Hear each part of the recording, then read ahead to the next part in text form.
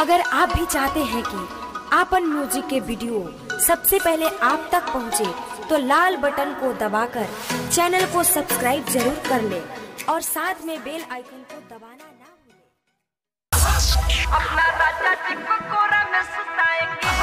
तूफान स्टूडियो कंचन इब्राहिमपुर, कंचन इब्राहिमपुर।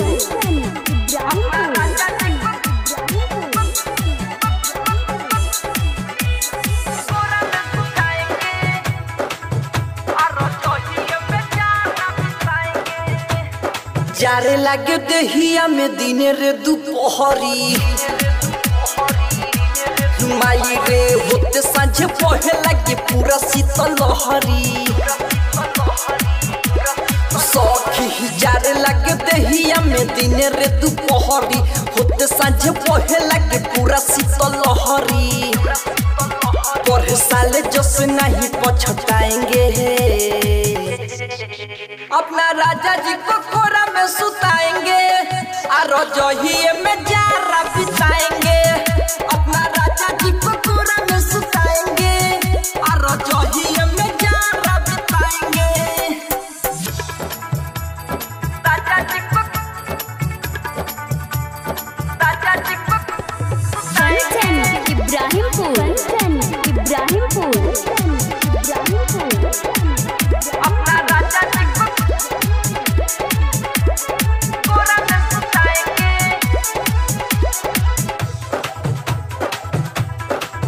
और रजोहिए में जारा बिताएंगे।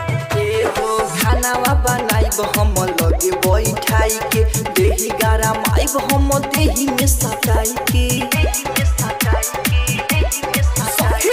खानावा बनाइब हम लगे बैठाई के, देही गारा माइब हम देही में सटाई के। सुनना पीछे अंगनैया उनका के बैठाई, गरम गरम रोटी अपना हाथ से खियाई, संगे दूधो गिलास में पियाएंगे। अपना राजा जी को कोरा में सुताएंगे और रजोहिए में जारा बिताएंगे। अपना राजा जी को कोरा में सुताएंगे और रजोहिए में जारा बिताएंगे।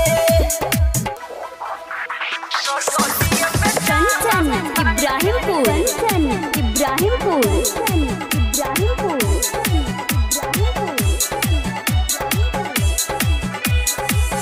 अपना राजा जी को कोरा में सुताएंगे और रजोहिए में जारा बिताएंगे। सैया के सुताइब हम लाली रे पलनिया, तेल गारा माई मलब सौसे अलनिया। सैया के सुताइब हम लाली रे पलनिया, तेल गारा माई मलब सौसे अलनिया। तनी कोना कम होई पियावा के डोजरे, खोजो तानी जवन मिहिली रोजरे। सारा माह जाया राम से उठाएंगे, अपना राजा जी को कोरा में सुताएंगे और रजोहिए में जारा बिताएंगे। अपना राजा जी को कोरा में सुताएंगे और रजोहिए में जारा बिताएंगे।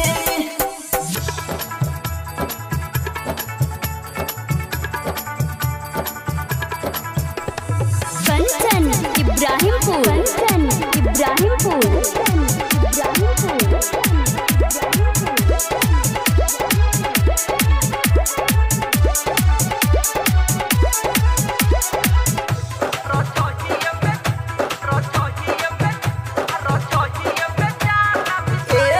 जाने कौन मम्मी घर हम देव पूजनी, यादव मुरारी से मिलल बाबे सुजनी।